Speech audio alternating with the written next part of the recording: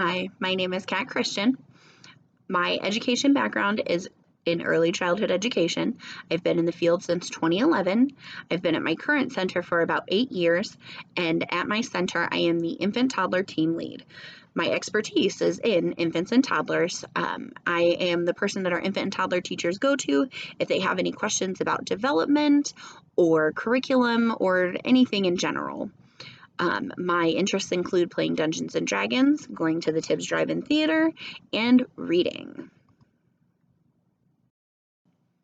The knowledge that I hope to gain from this course is more books to read during my group time.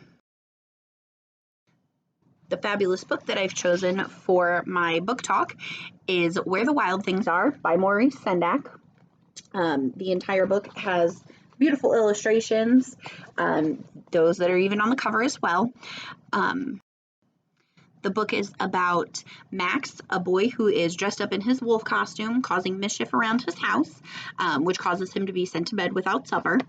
And then shortly after Max goes to his room, a forest grows in his bedroom, and a small boat takes him to an island where the wild things are.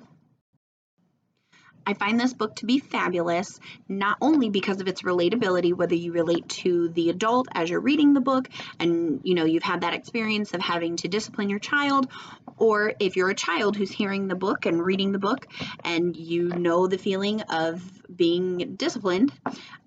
It's definitely something that everybody can relate to, and having the imagination that Max does is simply magical. Some of my favorite things about this book, again, are the illustrations.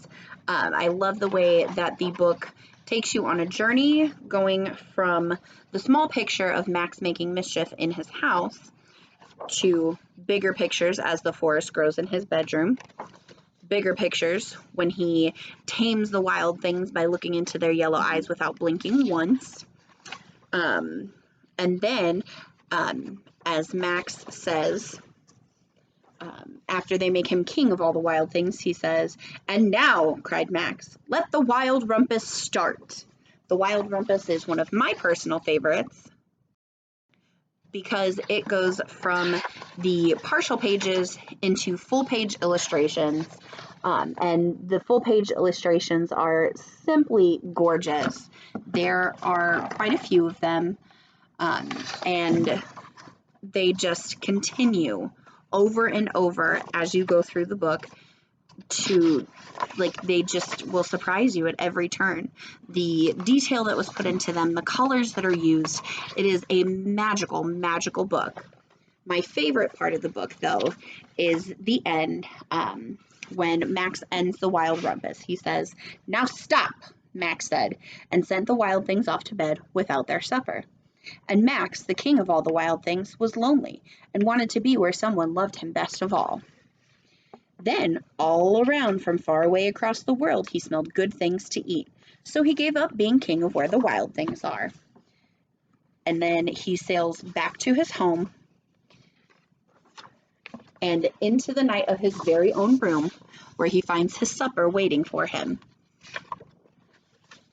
And it was still hot.